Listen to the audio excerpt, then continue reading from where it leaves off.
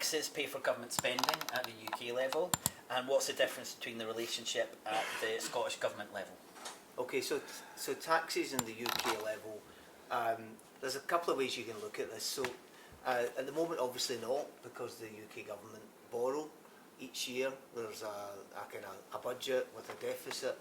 But in thinking about taxes and covering taxes, there's a distinction between the short and the long term. And I think most governments would borrow for the long term for capital investment, because you're procuring an asset which is a benefit to future generations, and you wouldn't try and pay for that within your current 1 year tax revenues. So there's a distinction as well, I think, between current and capital. But in the context of Scotland, obviously, Scotland has a budget of around 50 billion, 51 billion I think, 23-24. It has to balance its budget each year. So in terms of limited borrowing powers, we'll get on to taxes and revenues, I'm sure, as we go through this. Okay, fantastic. The second one is, what's your definition of money? That's a good question. So when I was taught at school doing my old grade economics, it was kind of, money had 4 functions: medium, measure, standard, store. So I think in money... Oh, well done remembering that from opening. And there was a little book we had that had it all in it. But so money's any form of medium that's accepted. In economics, we tend to think of money as being notes and coins, bank deposits. That's the kind of narrowest form, the most liquid form. But money's a medium of exchange. Medium exchange. Okay. How is money created? Yeah. And supplemented to that, I want to ask about the loanable funds model. So, how is money created, and do banks create money from deposits? Yeah. So most money's created from various sources. Commercial banks create most money.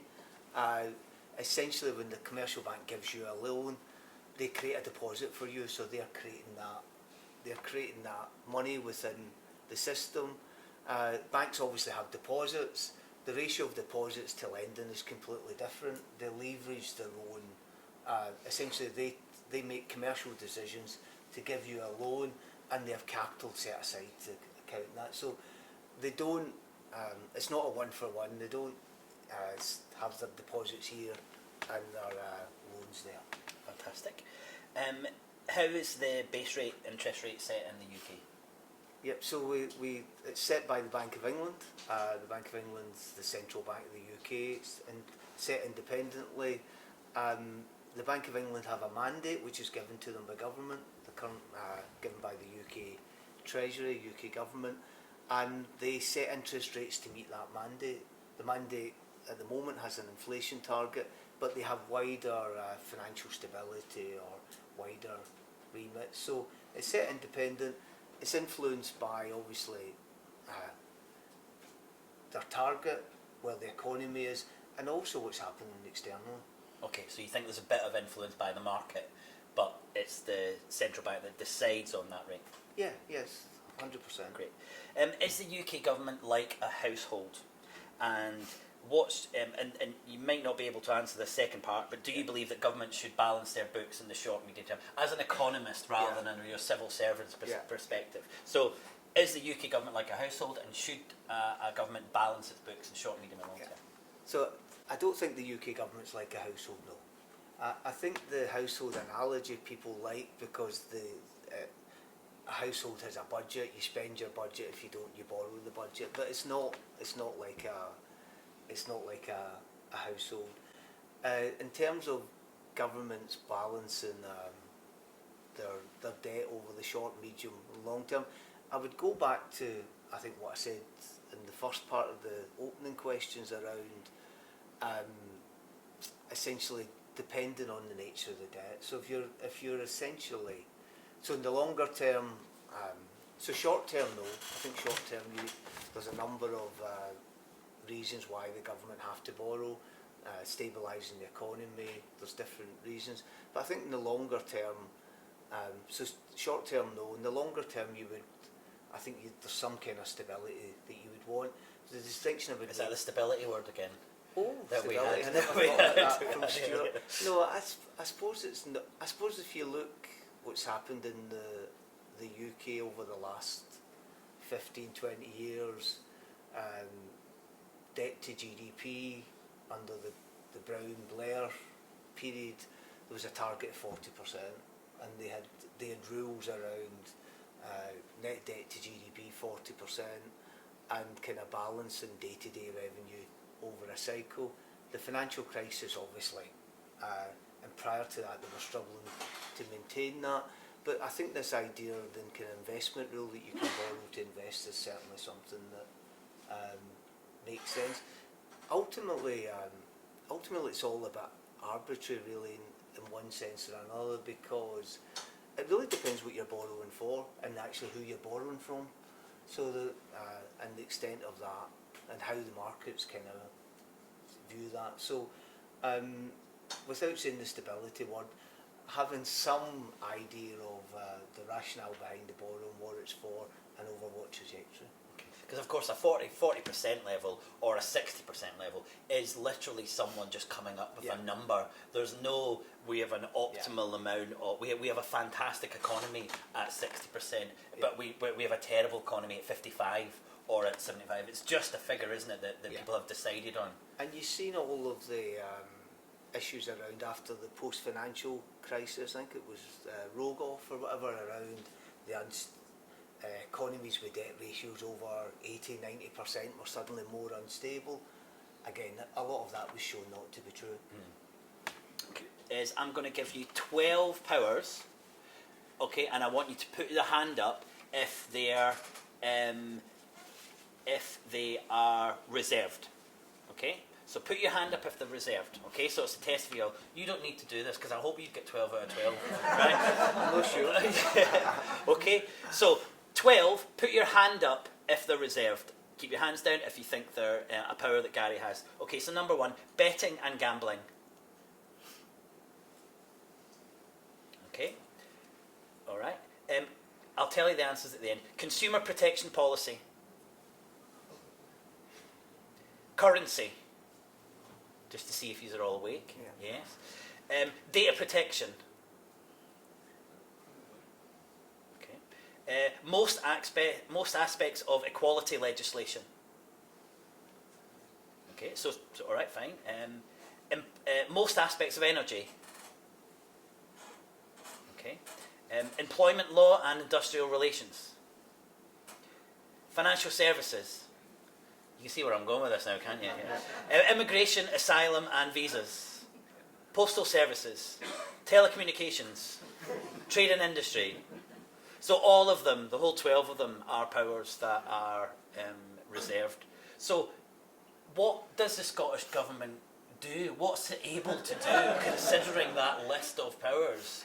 You know, and not, I tried to, out of the whole list, I tried to just find the economic powers, but there's a lot more. But if I'm to say to you, you're Chief Economist, you're running an economy, but you've not got any of that, you can't play with any of this.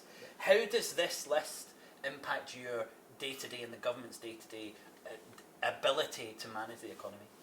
So probably the managed word is probably the wrong word, in the sense that we don't have a lot of the macro powers, if you put it that way. So in terms of the economy, you're thinking about the development of the economy. We have a lot of microeconomic levers, skills, innovation, investment, infrastructure, digital provision, transport. A lot of the things that would enable economic activity, investment. We have powers over local economic development. We have enterprise agencies. We can introduce legislation, community wealth building. So there's a lot of more micro-based type solutions. We also have the ability to respond with policy to things that impact on the economy. Somebody mentioned the jobs guarantee earlier. Post the financial crisis, we've seen a rise in youth unemployment. There was a jobs guarantee brought in. Skills Development Scotland, matching people into jobs, training, modern apprenticeships. We can support particular sectors of the economy, whether it's life sciences, investment. We have a strong university sector, so there's a lot of micro levers. You mentioned energy is obviously mostly reserved, but we can still enable investment in energy in terms of realising opportunity, providing skills for people. So we are actually quite a busy department. But a lot of those powers, I would say, I live in Barcelona, and I would say the city of Barcelona has lots of those powers. Well, I think alongside the powers, if you look at I mentioned the Scottish Government budget, or Scottish Parliament budget, I should say, it's about 50 or 51 billion. So within that, there's a lot of expenditure which you can direct. Obviously, a lot of that's towards public services, health, education, justice, and stuff. But there's a lot of autonomy there through your spend and what you choose to do. The government created a Scottish National Investment Bank. It's a recent example of a bank that's been set up to support the development of key missions within the economy. So there's scope within that. And I think the Scottish system, the fact that you have autonomy over the spend within the Parliament allows you discretion. Yeah, Gary, I just want to get into the issue with debt, and I have a real problem with bonds being referred to as debt, because I would argue that a monetarily sovereign government, it's never going to be indebted in the currency that it creates. How do you feel about that? Yeah, do you not think it would be better to be more specific and use specific language when you're talking about bonds, that you say bonds? Well, yeah, you could. So I'm being general when I'm talking about debt. So I think your argument is essentially, if you produce your own currency, then you're never going to default, because you can always just print that currency to meet your obligations in that context. So there's different forms. So that's particular kind of bond debt, yeah. Again. Yeah, well, I was going to just to ask about sort of government spending, particularly on the sort of capital account. When you're running a business, then you would look at the investment expenditure that was being proposed and the return that you were expecting to get on it. And if somebody comes to you with a project that says the borrowing is going to cost 2% and the investment return will be 10% per annum, then the answer is going to be yes. You're not going to say, oh, my company has an arbitrary limit of 3% investment per year. If any government is looking at their capital spending in the economy, surely all this sort of rules and stuff should be out the window. What you should be looking at is the investment going to improve the productive capacity, the welfare, or whatever, and if the return exceeds the cost over the lifetime of the project, then you should go ahead with it. And especially like, say, the last 10, 15 years, when the UK government could have borrowed at 1% or less than 1%, surely that was the time to maximise the expenditure on fixing the roof. Yeah, no, so infrastructure investment provides a return. Future generations, you're building a capital asset, and you'll get a return from that asset over a number of years. So there's obviously, we've had a period of record low interest rates, which have ended obviously over the last year, but still with a period where I think there's, again, getting back to the distinction between different types of borrowing and different types of rationale for borrowing. Within government, we would look at capital projects. We look at so we have a fixed capital budget. We look at different projects, and decisions are informed by the return on those projects. So if you have more net positive, net return projects, then obviously you would like to do those. There can be capacity constraints within an economy as well, around the extent to which you can deliver a number of capital projects at the one time, whether it's roads, bridges, buildings, digital infrastructure. So I think, so I'm agreeing with you in principle.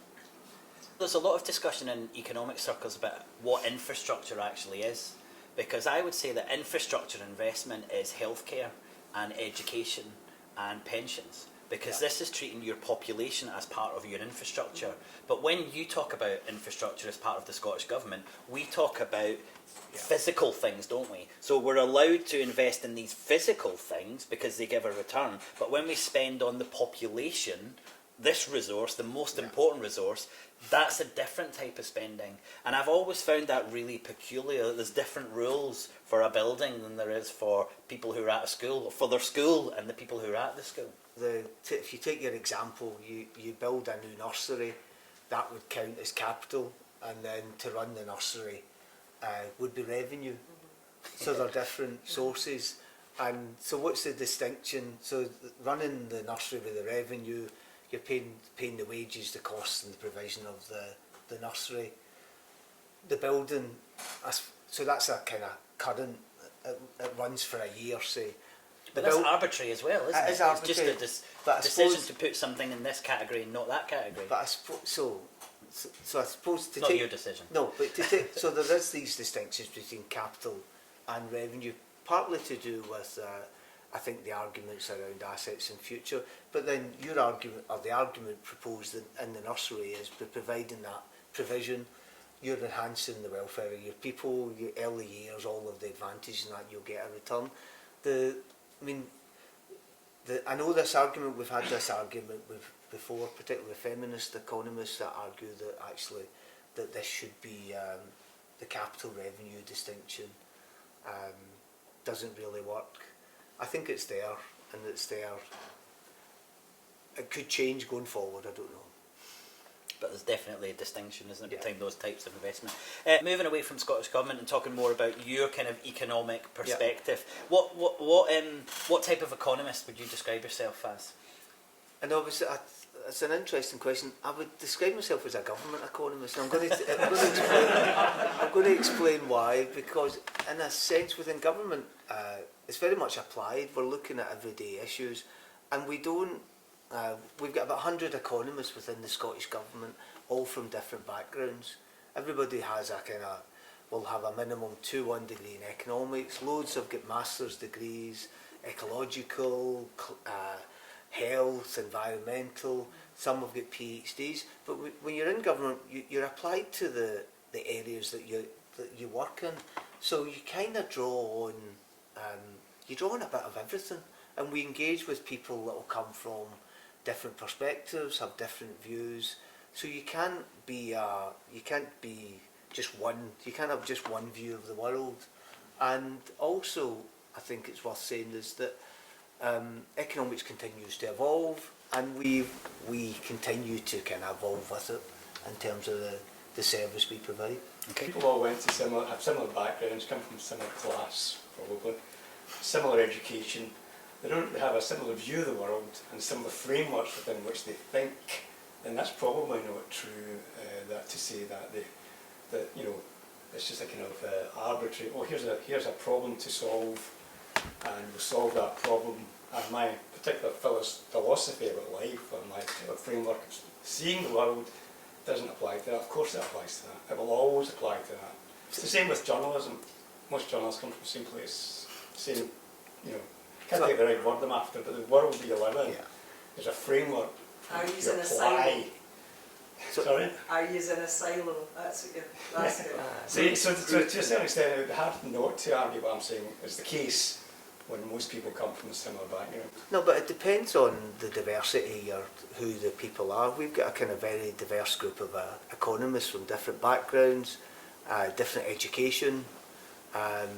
So I think the diversity of your group is really important in that context. So let's go back. What made you want to be an economist? So I grew up in the north of Glasgow, early 80s.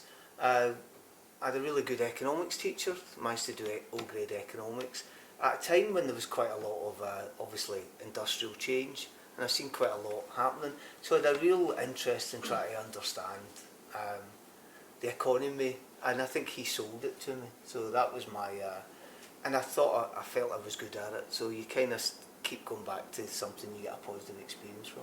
Well, that's almost identical to my journey into economics. But after my first year studying a neoclassical degree, I very clearly to me that it wasn't making any sense, and it wasn't helping me understand the problems or solve the problems or be in a position to solve the problems, and I left that. I just couldn't work within that neoclassical framework. Tim was saying to me earlier that when he studied economics, he would go to lectures and say, today we're speaking about Marxist economics, and tomorrow you would speak about Keynesianism, and I thought I would have loved that, and that's what we've tried to do over the festival. But when I went to university, it was, there's a rational person, and this is how they act, and they're not influenced, and ceteris paribus, which means ignore everything else, seem to be at the end of everything. So we assume, think about this and this, and don't worry about everything else. And I remember thinking, but all these other things are really important. So how can we just ignore that? And I've found, looking at a heterodox school,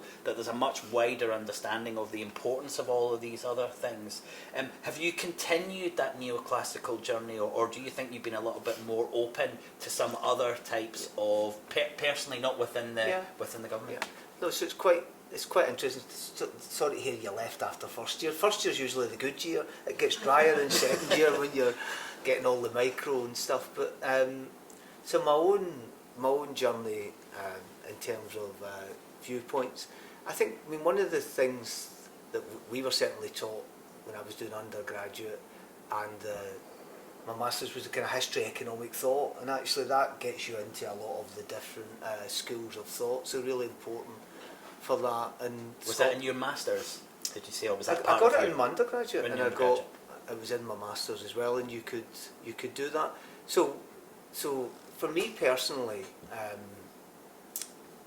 I was trained, so doing a kind of standard economics degree. I did the Scotonomics master's degree, which was part of the Scottish doctoral programme.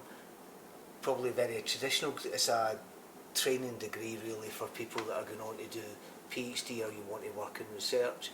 And I know we're going to talk about models, but I'd actually worked in a model for my PhD, which was a neoclassical model, which I'm happy to tell you about as well. But I think, for me, that training was really important, because you can understand it and you know its limitations. But I'm no doubt we'll come on to that. Any question? In the last 20 years, there have been two big bridges built over two big rivers, and one of them, as I understand it, is UK national infrastructure, the Blackwall Bridge of the Thames, and one of them isn't, the Queensferry crossing. And the funding, in terms of the Barnett formula, applies to the Blackwall tunnel, or does not. Were you involved in the Queensferry, the funding aspects of the Queensferry crossing, and what's your view on whether it should be national infrastructure, UK national infrastructure, or not? So I think you're asking, was it funded by the Scottish Government rather than the UK Government? There was some debt involved, which the Scottish Government was allowed, I think, to have longer term debt on that, over and above its normal block grant. I thought the Queensferry crossing was funded from our capital budget at the time, but maybe the way the Barnett formula works is essentially we get, if the UK government spend 100 million on capital projects in England, we get a population share of that comes in terms of our capital budget. Another question? I think I saw another hand. Yeah. You've both asked questions. Is there anyone else who hasn't? Yes, sir. It's really just a follow-on question from there in connection with the astronomical figures and the growing figures for HS2 and also Crossrail and the Barnett consequentials. I wasn't at all sure about the Barnett consequentials coming to Scotland. Could you help me with that, please? So I don't think there is Barnett consequentials for HS2. So that's high-speed rail. Sorry? The whole thing that's going to be built is in basically the southern half of England. Yeah, and so I don't think there's Barnett consequentials for that.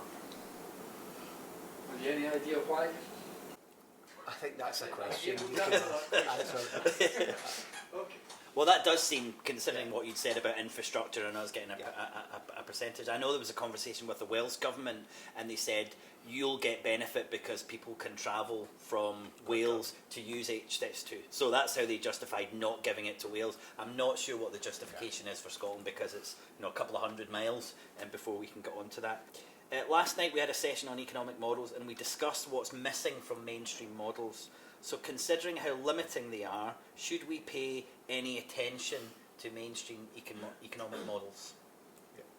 So mainstream economic models, I think there's something about theoretical models and applied models. So I would make that distinction.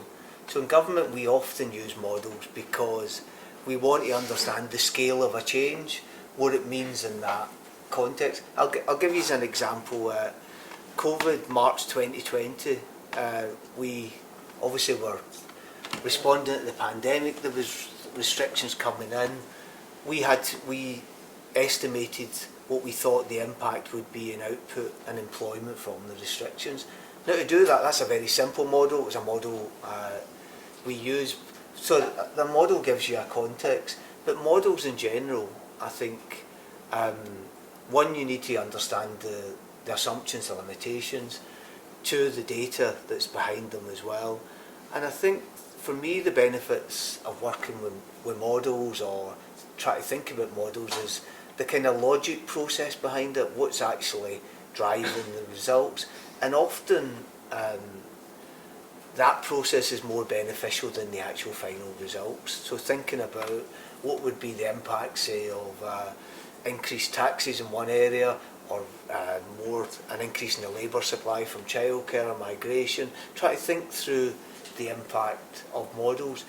Within the Scottish Government we have a kind of macro model for Scotland. We have you'll know like this one, a kind of neoclassical computable general equilibrium model, which we use for policy simulation. Is that the one that doesn't include the government or money? Or doesn't have that one, but it allows you to kind of simulate changes to the supply side. But that financial sector bit's over here. We have income tax simulation models. We have trade models and stuff. But so models are always understand the limitations, understand how you use them, why you use them, and I know that there's a lot of it around the kind of the limiting assumptions around rationality, how markets operate and how prices are determined within them as well. Because models don't just sit alone. Things come out of models, and so let's say you've got a model and it says that in an independent Scotland, everyone will be £550 worse off, right? Which I think was round about what happened during the referendum. We could also have a model that says we would be £550 better off. So, in your view, should we as like a public pay any notice of a model that gives us a precise figure about something that most people would think is pretty impossible to predict? The idea that you could measure an economy in a country that doesn't exist at a time in the future to get to some kind of degree, do you think we should pay any kind of heed to those types of models? I'll set aside the kind of example you're asking me about, but models in general, what I would say is, as I've said before, is it's not the final result. It's actually thinking through the process and what is happening. Ultimately, most models that are projecting 5, 10, 15 years in the future are going to be wrong. They're going to be wrong, and so the results aren't key. It's what's driving the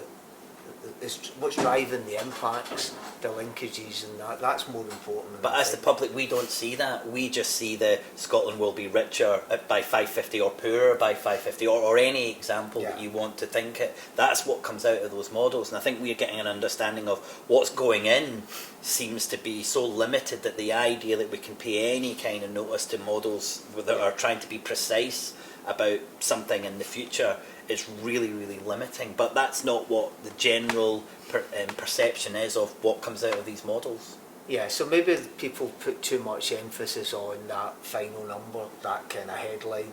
X will go up or down, it'll be Y, and that's I think that's more about media and comms rather than the models. No one would cover your model if you didn't say something like that. That's pretty much where we are. From a developed perspective, what would you say that day-to-day challenges when it comes to perhaps working with the Scottish Government and say not predicting future revenues and also like setting budgets, for example? So obviously a lot of analysis is very limiting due to perhaps data access, but also perhaps a limited power. So, but again, that's from what we hear from a couple of years. But from your direct perspective, what would you say is the direct challenges when it comes to working with the Scottish Government on budgets and predicting policy implications, doing X, Y, or Z, if regardless of you agree with it or not? So the way it works in Scotland is we now have an institute called the Scottish Fiscal Commission. So they forecast the devolved revenues. So they look at they produce forecasts for the Scottish economy, including output, unemployment, employment, and from that they produce the forecasts of what income tax will raise or whatever. I think in the context of policy formation within government, essentially we would look, so Scottish government economists will look at the data analysis, whether it's appropriate to model it, and we'll try and estimate what the impacts of particular policies are and our advice to ministers in terms of taking that policy forward. Can you talk us, it might be something that you might be tasked with at some point in your career, can you talk us through the process as you understand it of setting up a new independent currency? Can I come back to that? Well, so the Scottish Government published a paper on that. I'll set out with the government. What was the paper? The Economic Prospectus paper was published in November, and it set out the government's policy there, which was to introduce a Scottish currency as soon as practicable.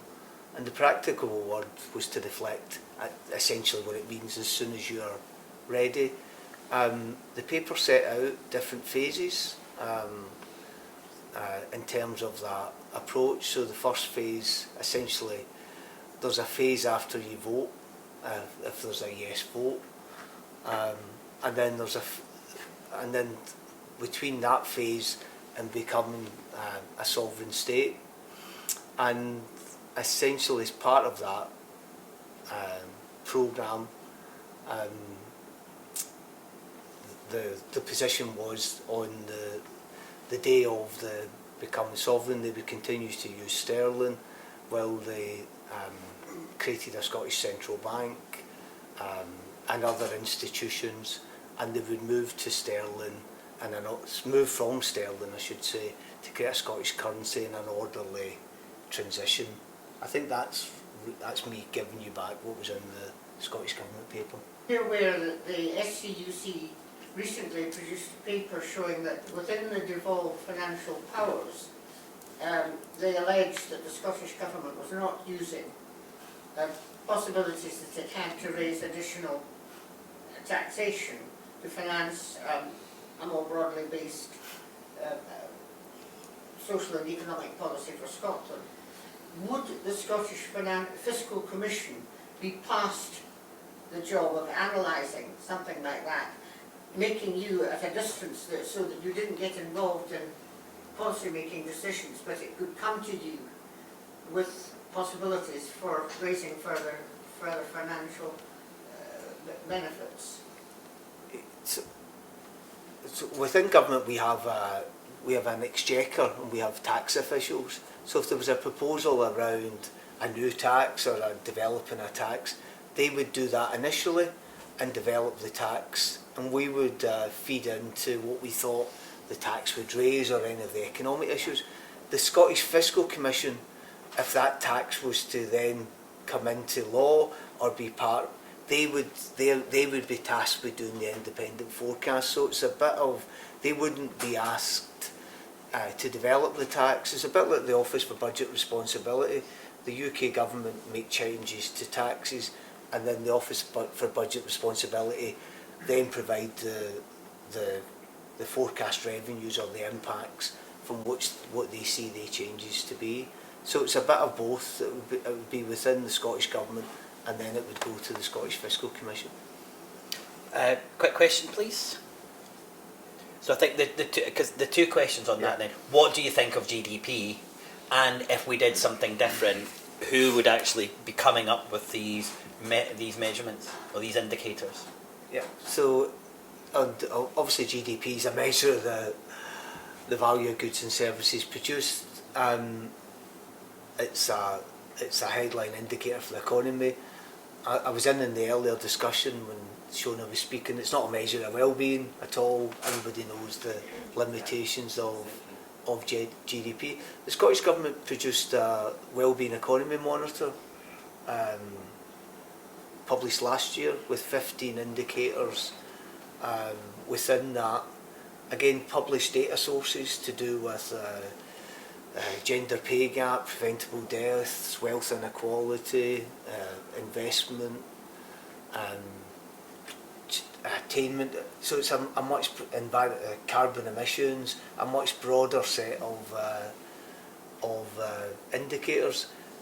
I think for most of them, we don't necessarily publish them all or produce them ourselves within government. A lot of them are already indicators that are there. So, and all data published within the Scottish Government is subject to kind of statistical rigour and done as part of what's called the Stats Code. It's the kind of national statistics publication. So I don't know if your question's inferred you need different people to do them, or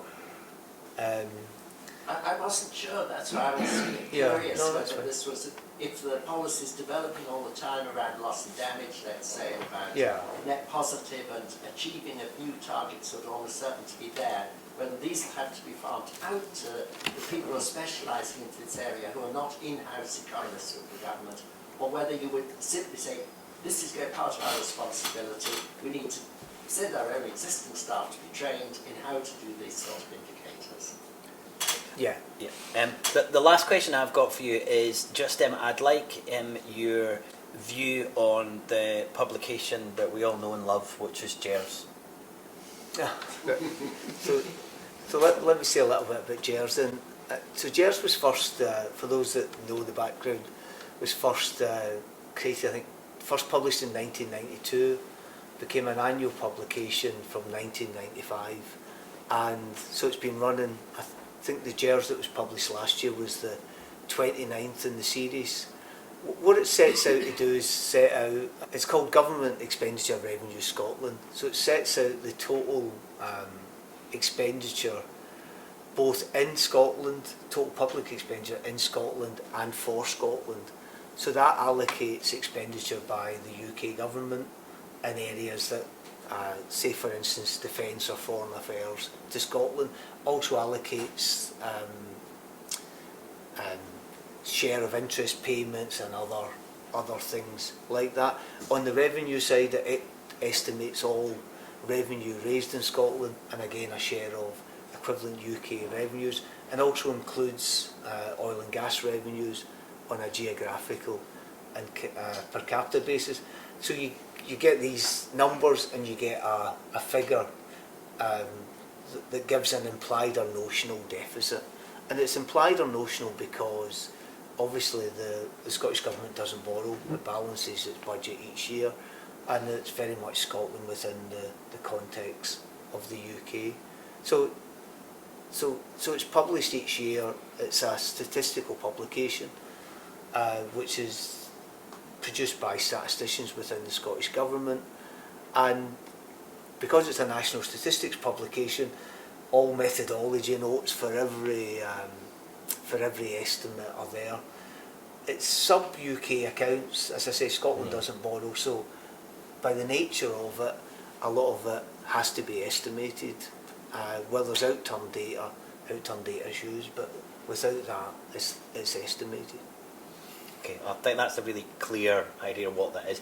Craig DL, who spoke for us earlier, he said if there was one question he could ask the new leader of the Scottish Government, it would be, are you going to replace GERS, and are you going to have something that's much more robust? It's not a question for you.